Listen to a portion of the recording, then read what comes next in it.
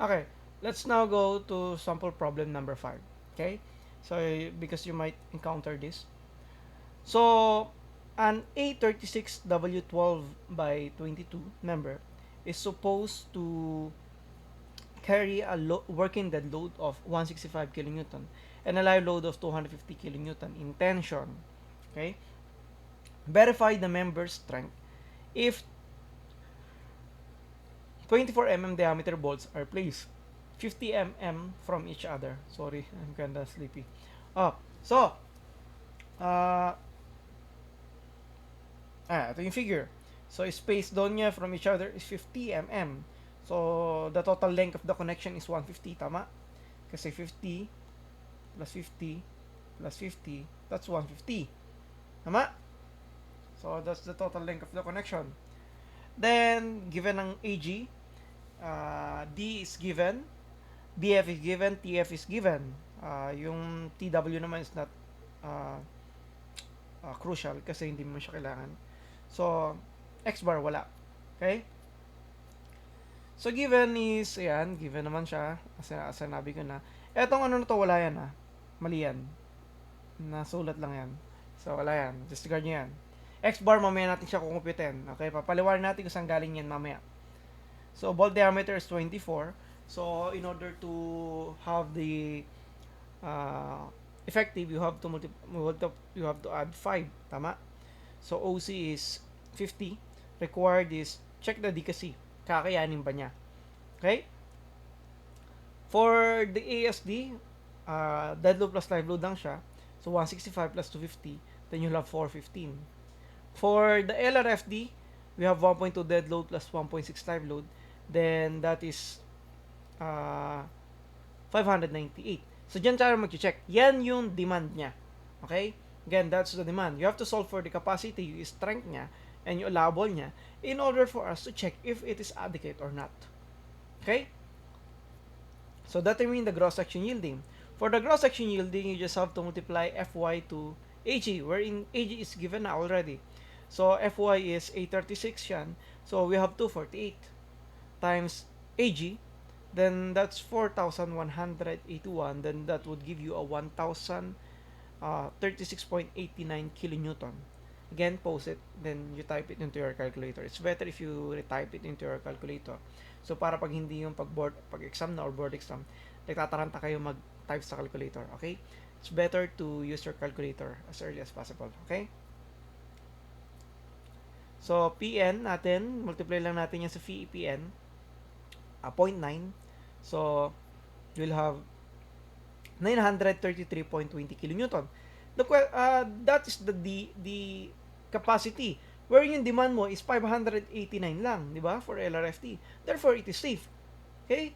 Pag ang question is demand capacity ratio, you just have to divide 589 by 933.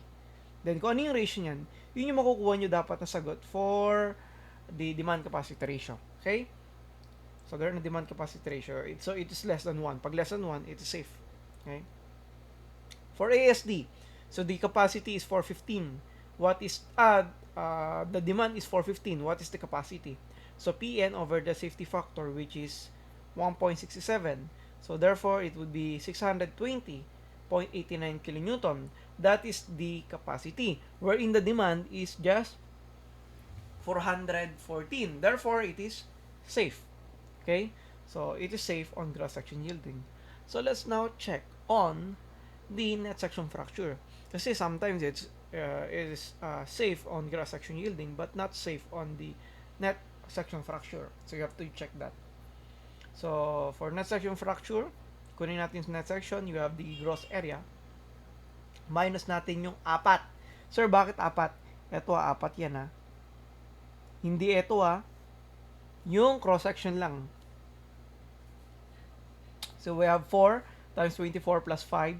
Minus yan Minus 24 plus 5. Times the thickness. So, thickness is 10.8 millimeter. Okay? So, you'll have 2,928 millimeter. So, what is U? So, for now, sundin nyo muna to. Okay? Mamaya papaliwanag ko at the end of this discussion kung saan nanggaling yung number. Okay? So for now, ito muna. So for case number 2, shear lag factor, that is 1 minus x bar minus L. X bar is the eccentricity of the connection. Dapat nasa, ano yan, nasa paper yan. So, it's either given or hahanapin nyo siya sa table. Pero, let's assume na given na siya kaagad. Pero, mamaya papaliwanag ko kung saan siya galing. Okay? Again, papaliwanag ko mamaya kung saan galing. So, 41.4. L is 3 times 50. Then you'll have 0.72 or 724. Okay? So, that's case number 2. Pero, di ba sinabi sa case number 2, it's alternatively, you can use case number 7 for I-shapes. So, for case number 7, it is 0.85 because the BF is less than the 2/3 of the depth. What is 2/3 of the depth? Depth is 312. 2/3 niyan is 200. BF mo 100 lang. Therefore, it is less than the 2/3 of the depth. So, shear lag factor mo dyan is 0.85. Okay? So, ano pipili mo sa dalawa? Of course, choose the higher value. Di ba yung sinabi? Pag dalawa na solve mo, you choose the higher value pag sa shear lag factor. Okay? So, FU multiplied by shear lag factor multiplied by the area net. Then, that would give you 995 kilonewton. Okay? So, for LRFD, we have 0.75 times 995 kilonewton. Then, that would give you for 746. That is the capacity ng net section fracture. Well, the demand is 589 lang, so it is safe. Okay? Kasi mas mababa siya.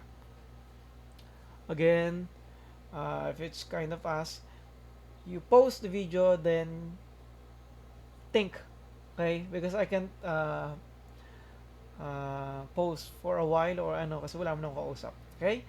So, pause it, then rewatch or pause it and think, absorb.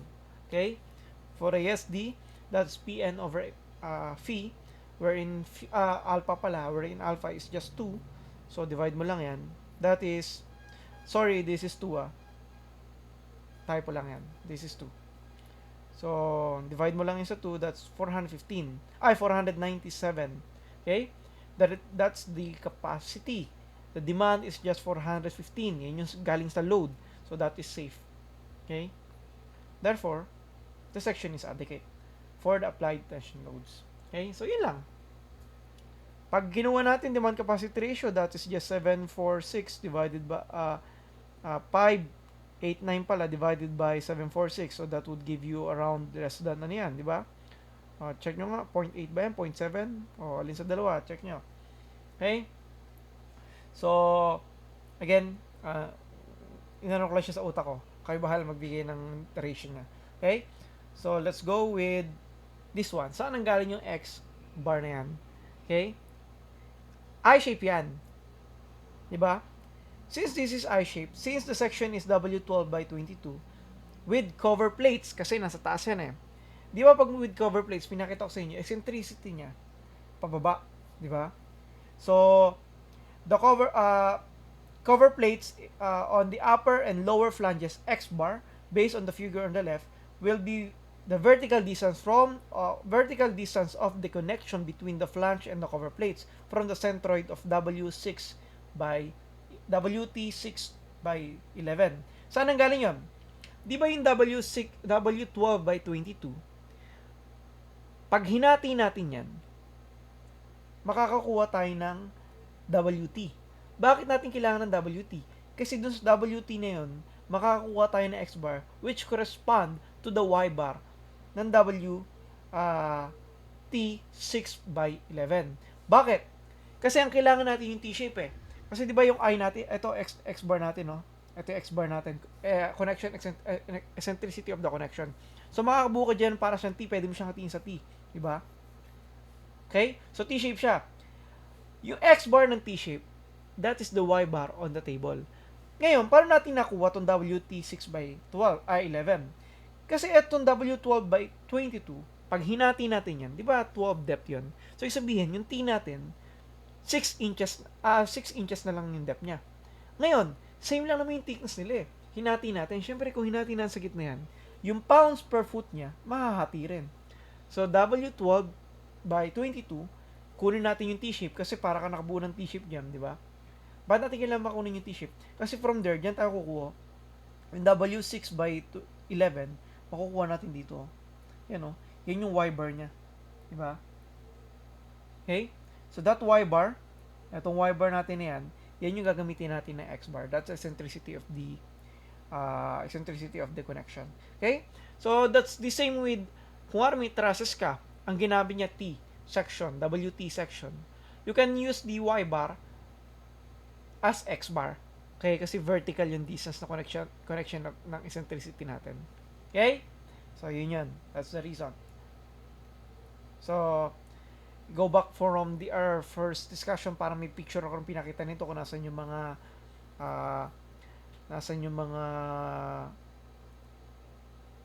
wait, I think I have this on here. Wait lang ah.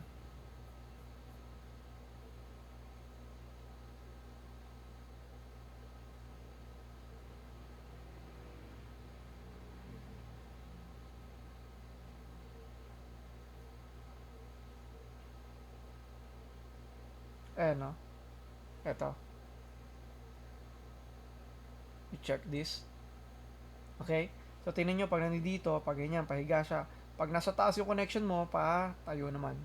Okay? So, parang ganun yan. So, pag T-section, pababa yan. So, basta tandaan nyo lang pag T-section, yung Y-bar doon, yung X-bar natin sa eccentricity of the connection. Okay? So, that's it for this problem. See you on the next problem.